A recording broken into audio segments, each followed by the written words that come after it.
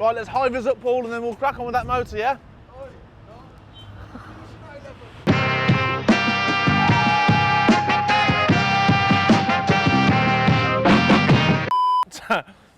Welcome to episode 5 of the Scrapking Diaries. Look at the new hat. Merch link below. No, I can't start again now. Why? Because it is like proper gay. We just thought we'd start off in where we started off at episode 4 in the staff car park to show you that it's done. It's complete. Another stage of the kingdom is complete. Big tick off the list. Car park done. Staff have somewhere safe to park now. And we can store a few roll-ons and lorries here when we need to. Yep. It's handy for a Saturday to get them all lined up so they're not blocking any of the working space inside. Keeps everything flowing. So this is little Franco's toilet. This is the only part of the yard that we're not concreting. We're going to put some nice grass on it so he has somewhere to go to the loo, basically. He is the scrap dog. Usually they have vicious Alsatians and things, but we have sausage dogs instead. Rich, this ain't a toilet for you, mate. There's a toilet. I knew it was coming. There's a toilet inside. Florin is the #1 most argumentative customer we've ever had. He'd have the shirt off your back if he could. Have you filled these with water? Have you filled them with sand? Never. Thank you very much. Here we have the grab from episode 4. It's coming for some maintenance work. It needed new tips. There's the new tips. There's the old ones. It's not the only tip that Foley likes to work on, but he does a good job of these. Here we go. It takes about 2 days to weld these properly and to get it 100% ready to use. This is our spare grab, so by Monday night it'll be ready to get back on. More work going on in the non-ferrous department. We're putting the walls up now so we can segregate what the customers are involved in, which is where we buy the material, and then where we segregate it and process all the materials in this side. We want to keep it separate. Basically, our view is the less like the customers see what's going on, the safer we are. You know, this trade attracts some dodgy characters, so we want to try and keep what we're doing here, what stock we have, all times private. How are we getting on? Cheltenham 2022, tickets have already been bought for you and you. Yeah. So when I'm falling over pissed and you're carrying me, he can video it. It's a struggle. So one of the last bits of the yard to be completed is the third weighbridge, which we've had installed around here. This is going to be used for like all of your wagons that come in just full of non-ferrous. So it's like it'll help with fast loading and unloading, really. This was the same weighbridge we had at our very first site down on Aston Church Road. It's probably 40 or 50 years old, this weighbridge, and well, because of the move from HS2, we were forced to bring it with us. Really, we weren't allowed to replace it with a new one. We had to move this one and reinstall it. So this is that. It's last years. It's a bit of a family heirloom, really. Don't call me off camera, Paul. It's your turn next for the motor. 2 minutes, man. What do you want me to say? Just about what the next step is and where we're at. Step I haven't got a clue. Well, I don't either, and that's what is on. And that is what's going to be such a fantastic segment on the YouTube channel. Because remember when that scrapkings TV show approached us and said, "Do you know what you're doing?" and you were really confident and said yes. Yeah, because you told me to say yes. You're not texting in a bird, are you? Brandon's in love. He's just got himself his first miss, isn't he? Woo, Brandon! Brandon, are you super in love? Are you super in love? I wish you were super in love with your crane and swept it. Filthy, man. Brandon, it's your time to shine. You have to explain what's going on here now. Don't. They've cut a hole. There's the drain. Yeah. Oh no, he's already done that. Yeah, he's already done that. Yeah. Look at your little cherry face there, and all red, and he's just super in love. This is how busy we are. I totally forgot that today we've organised to have Lafort come in and change the blades on our machine. Depending on the material you're putting through it, if it's heavy, thick girder or like lighter iron, Every 3 to 5 weeks, really, you need to be changing the blade. As daft as it sounds, if you're cutting with a blunt blade, it's just applying extra pressure to the front and the head of your machine, which can sort of just put extra pressure on your ram, and you want to keep the blades nice and fresh so they're going through the material easily. The easier it is for the blades to cut through the material, the less strain it is actually on your machine. They're that powerful. If they're not like 100%, they just end up just like destroying themselves. So this is why we get Lefort to do the blades, and I think he's going to show us now.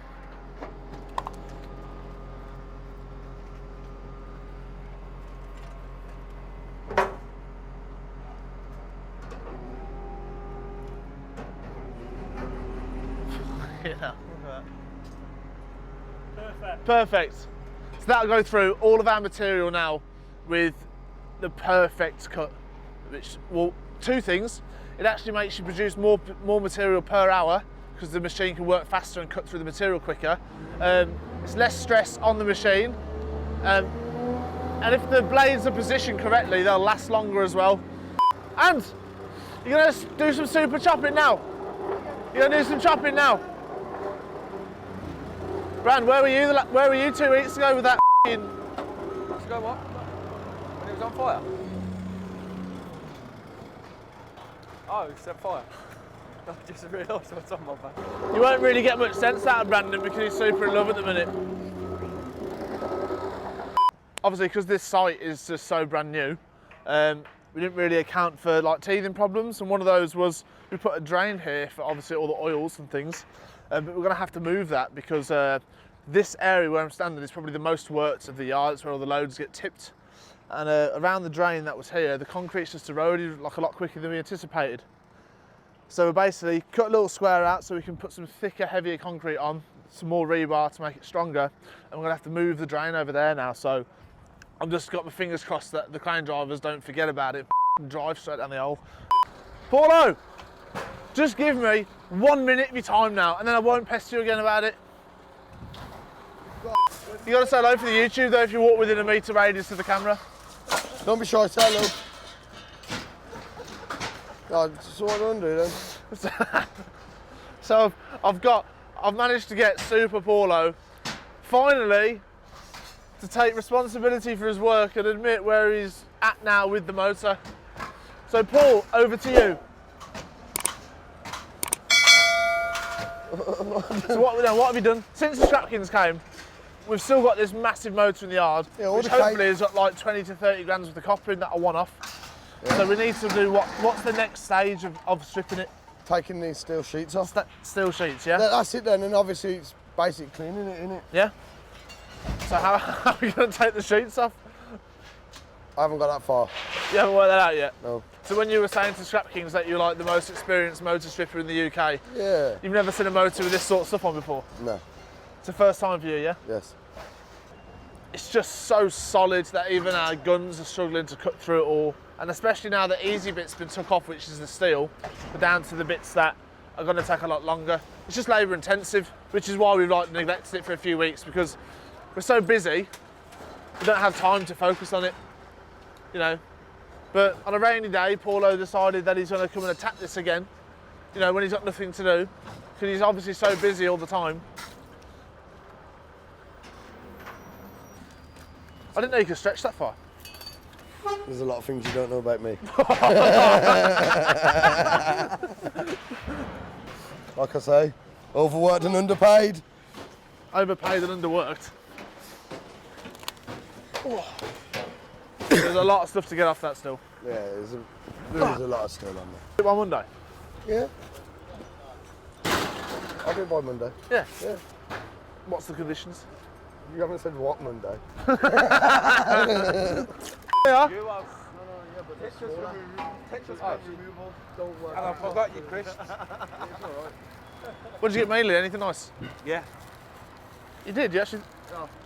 Come on. No, I don't. This is lighter. No, I'm an athlete, man. I can't eat all this. You're not an athlete. I'll have a bit of salt vinegar fish though. Oh. Yeah. Well, don't show I've stolen some more. I do. Sold all of our motors last week, so we're starting to buy in our next contracted load out that we've booked. Hopefully gonna get 3 containers by the end of next week. So keep that churning over. We're currently paying on the door £650 a tonne for electric motors. So if you have any, even if you're a merchant, get them into us, and no matter what quantity you bring down, we'll pay you the same day, whether it's 10 kilos or 10 tonne, the money will be in your account at 6 o'clock. We've also now got contracts for exporting of alloy wheels. So if you're a merchant and you want to get instant payment for all of the alloys that you've saved up, we're on £11.80 a tonne at the minute for alloy wheels. No matter what quantity, drop it down here and we'll get it paid. You won't beat payment terms like that. None of this 90-day. As you can see, we're buying tons of them. So get them into us and get paid. Very good here. All people here is very good. Yes. No, don't stop there. Keep going, keep going. We've arrived at a good time because we've just managed to buy some cats off Mr. Florian. So we're going to go and do the haggling now and see what we can buy them for. Since the last video, when we put the number up, which is going to be here now, the phone's gone manic. We've bought loads of cats, so keep them coming. We'll beat all the prices, so just keep throwing the cat pictures our way on the WhatsApp. Right, Bruce. Okay, so Richard's going to do the haggling now. I'll show you. 268. Yes, please. The next one. He has to write down all the codes he gets sent now and makes a list. Otherwise, we can't keep on top of what we've quoted for. Right. Jim. That one's not yet, Jim. 228. Yes. And the next one, we agreed that. Yes. And that is it. This one is 189. The big one. Yeah. No. That's fine. Take that one. Aftermarket, yeah. Right, lads, thank you. Good customers. Thank you. Cheers, lads. Thank you. Don't forget your ID.